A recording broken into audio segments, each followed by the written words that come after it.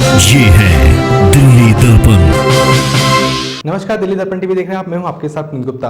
हरियाणा के 2014 की IAS officer रानी नागर के इस्तीफे के बाद हरियाणा में कांग्रेस के पूर्व विधायक ललित नागर ने सरकार पर निशाना साधा है। उन्होंने कहा कि प्रदेश में कानून व्यवस्था खराब है, जिसके चलते आईएएस के पद पर तैनात बेटी को सरकार सुरक्षा देने में असफल है और इसी के चलते उन्होंने इस्तीफा दिया है। देखिए हमारे संवाददाता मनोज सूर्यवंशी की रिपोर्ट। ललित नागर ने प्रेस कॉन्फ्रेंस कर कहा कि 2 साल पहले भी रानी नागर ने यह मुद्दा उठाया था, लेकिन तब भी किसी ने कोई सुनवाई नहीं की।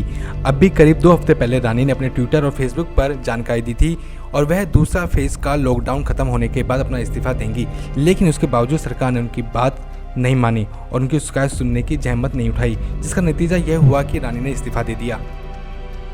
पिछले 2 वर्ष से आईएएस रानी नागर जो कि चंडीगढ़ में पोस्टेड हैं, एक उनके सीनियर आईएएस के साथ विवाद चल रहा है और पिछले 15 दिन से तो वो विवाद इतना बढ़ गया कि खुद रानी नागर ने अपने ट्विटर पे, अपने फेसबुक पे ये लिखा कि मेरे साथ यौन उत्पीड़न हो रहा है, शोषण हो रहा है, मुझे कहीं ना कहीं जान का भी खतरा है, अपहरण का खतरा है। अगर मेरी ये सब बातें नहीं सुनी गई या इसके ऊपर नहीं कोई निर्णय लिया गया तो मैं इस्तीफा दे दूंगी। 15 दिन कहने के बावजूद भी हरियाणा प्रदेश की सरकार ने, हरियाणा प्रदेश के मुख्यमंत्री जी ने ये उचित नहीं समझा कि दोनों आईएएस को बुलाकर इस विवाद के बात करके और इसको ख़त्म किया जाए या जो दोषी हैं उनके ऊपर कार्रवाई की जाए और कहीं ना कहीं रानी नागर जी से भी बुलाकर ये पूछा जाए कि भाई आप किस चीज़ से परेशान हैं, क्यों रिज़ाइन करना चाहते हैं। मैं आपके माध्यम से कहना चाहता हूं कि आईएएस बनना कोई आसान नहीं है और बेटियों के लिए खासकर मैं समझ सकता हूं कि उसके ऊपर इतना मानसिक दबाव बन गया था, उत्पीड़न का, यौन शोषण का, जान के खतरे का, कि उसने ये उचित समझा कि मैं रिज़ाइन ही कर दूं, नहीं तो कोई भी आईएएस बनने के बाद रिज़ाइन नहीं करता।